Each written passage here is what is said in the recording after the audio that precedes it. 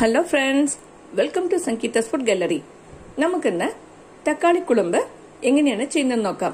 ഇതൊരു തമിഴ്നാട് സ്റ്റൈൽ റെസിപ്പിയാണ് കേട്ടോ. ഇഡ്ഡലി ദോശയോടെല്ലാം കഴിക്കാൻ പറ്റുന്ന നല്ലൊരു അടിപൊളി കോമ്പിനേഷനാണ്. ഇത് ചെയ്യാനായിട്ട് ആദ്യം തന്നെ ഒരു പാൻ ചൂടാക്കാനായി വെച്ചിട്ടുണ്ട്. ഇതിലേക്ക് 2 ടീസ്പൂൺ ഓയിൽ ചേർത്ത് കൊടുക്കുക. ഈ ഓയിൽ നന്നായിട്ട് ചൂടായിട്ടുണ്ട്. ഇതിലേക്ക് ഒരു തുണ്ട് പട്ട,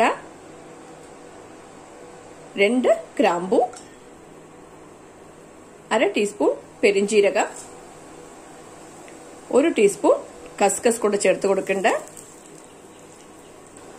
ഇതൊന്ന് വഴറ്റി കൊടുക്കുക. ഇതിലേക്ക് 1 ടേബിൾ സ്പൂൺ മല്ലി ചേർത്ത് കൊടുക്കണ്ട. ഇതിന്റെ കൂടെ 4 വറ്റൽമുളക് കൂടെ ചേർത്ത് കൊടുക്കാം. ഇതും കൂടിയിട്ടൊന്ന് വഴറ്റി കൊടുക്കുക. ഞാനിപ്പോൾ മല്ലിയുടെ കുരുവാണ് ചേർത്ത് കൊടുത്തിരിക്കുന്നത്. നിങ്ങളുടെ കയ്യിൽ മല്ലിയുടെ കുരു ഇല്ലെങ്കിൽ മല്ലിപ്പൊടി ചേർത്ത് കൊടുത്താൽ മതി. മല്ലിപ്പൊടി ചേർത്ത് കൊടുക്കുമ്പോൾ അവസാനമായി ചേർത്ത് കൊടുത്താൽ മതി. ഇതൊക്കെ നന്നായിട്ട് ചൂടായിട്ടുണ്ട്. ഇനി ഇതിലേക്ക് 3 ടേബിൾ സ്പൂൺ ചിരകിയ തേങ്ങ ചേർത്ത് കൊടുക്കാം. ഇനി ഇതും കൂടിയിട്ടൊന്ന് വഴറ്റി കൊടുക്കുക. ഇതൊക്കെ നന്നായിട്ട് വഴറ്റിയിട്ടുണ്ട്. തീ ഓഫ് ചെയ്ത ശേഷം ധാരാനായിട്ട് വെക്കാം. ഒരു പാനിലേക്ക് 2 ടീസ്പൂൺ എണ്ണ ചേർത്തിട്ട് ചൂടാക്കാനായി വെച്ചിട്ടുണ്ട്. ഇതിലേക്ക് ഒരു സവാള കട്ട് ചെയ്ത് ചേർത്ത് കൊടുക്കണ്ട. ഇത് വഴറ്റി കൊടുക്കുക. ഈ സവാളയൊക്കെ ചെറുതായിട്ട് ഒന്ന് വാടിയിട്ടുണ്ട്. ഇനി ഇതിലേക്ക് 4 തക്കാളി കട്ട് ചെയ്തത് ചേർത്ത് കൊടുക്കാം. ഇത് നല്ലോണം പഴുത്ത തക്കാളിയാണ് കേട്ടോ. ഇത് നന്നായിട്ടൊന്ന് വഴറ്റി കൊടുക്കണം. തക്കാളിയൊക്കെ വെന്തിട്ട് നന്നായിട്ട് സോഫ്റ്റ് ആവുന്നത് വരെ ഒന്ന് വഴറ്റി കൊടുക്കണം. ഇപ്പൊ ഞാൻ മീഡിയം സൈസ് തക്കാളിയാണ് എടുത്തിരിക്കുന്നത്. അതുകൊണ്ട് ഞാൻ 4 എടുത്തിട്ടുണ്ട്. നിങ്ങളുടെ കയ്യിൽ വലിയ തക്കാളിയാണ് ഉള്ളതെങ്കിൽ 3 തന്നെ എടുത്താൽ മതിയാവും. ഈ തക്കാളിയൊക്കെ വെന്ത് നല്ല സോഫ്റ്റ് ആയിട്ട് വന്നിട്ടുണ്ട്. ഇപ്പൊ തീ ഓഫ് ചെയ്ത് കൊടുക്കാം. ഇനി ഇത് ആറാനായിട്ട് വെക്കാം. വഴറ്റി വെച്ചിരുന്ന സവാളയും തക്കാളിയും ആറിയിട്ടുണ്ട്. ഇതൊരു മിക്സിയുടെ ജാറിലേക്ക് ചേർത്ത് കൊടുത്തിട്ടുണ്ട്. ഇനി നമ്മൾ ആദ്യം തന്നെ വഴറ്റി വെച്ചിരുന്ന ഈ മസാല കൂടെ ഇതിലേക്ക് ചേർത്ത് കൊടുക്കാം. ഇപ്പൊ ഈ മസാല എല്ലാം മിക്സിയുടെ ജാറിലേക്ക് ചേർത്ത് കൊടുത്തിട്ടുണ്ട്. ഇനി ഇതിലേക്ക് ആവശ്യത്തിന് വെള്ളം ചേർത്തിട്ട് ഇത് അരച്ചെടുക്കണം. അപ്പൊ നമുക്ക് അരച്ചിട്ട് വരാം. മസാല അരച്ചെടുത്ത് വെച്ചിട്ടുണ്ട്. ഇത് മാറ്റി വെക്കാം. ഇപ്പൊ തക്കാളി കുളമ്പിന് ആവശ്യമായിട്ടുള്ള മസാല റെഡിയാക്കി വെച്ചിട്ടുണ്ട്. ഇനി നമുക്ക് കറി എങ്ങനെയാണ് ചെയ്യുന്നതെന്ന് നോക്കാം. ഇതിനായിട്ട് ഒരു കടായി ചൂടാക്കാനായി വെച്ചിട്ടുണ്ട്. ഇതിലേക്ക് 1 ടേബിൾ സ്പൂൺ ഓയിൽ ചേർത്ത് കൊടുക്കുക. ഈ എണ്ണ ചൂടായിട്ടുണ്ട്. ഇതിലേക്ക് 1/2 ടീസ്പൂൺ കടുക് ചേർത്ത് കൊടുക്കാം. 1 ടീസ്പൂൺ ഉഴുന്നുപരിപ്പ് കൂടെ ചേർത്ത് കൊടുക്കണ്ട. ഈ കടുകൊക്കെ പൊട്ടി തുടങ്ങിയിട്ടുണ്ട്.